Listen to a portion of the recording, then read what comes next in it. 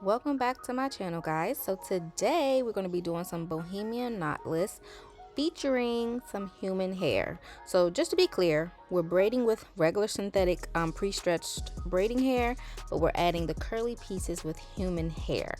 Now I have the link down below where I got my human hair bundles from. I got them from Amazon. This is a style I was trying out to see if I want to add it to my services. Because it takes a lot more steps to get this hair. I gotta order it from Amazon or from another supplier.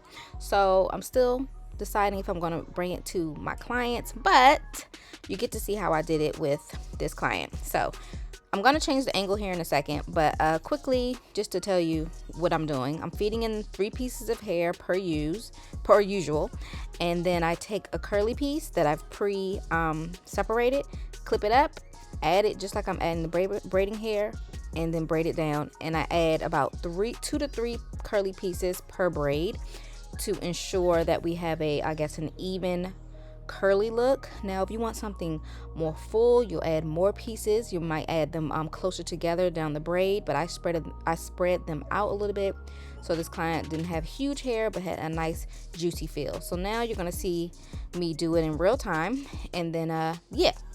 Do I have anything else? It's super easy. This did take me some time just because I was trying out different methods and just figuring out how I wanted to do it.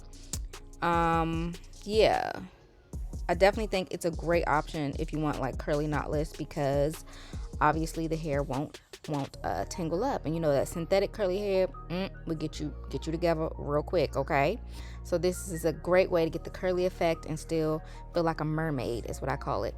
In addition to that, I did put perm rods at the end and dip the ends of the braid so they were curly, so it really gave an overall curly feel.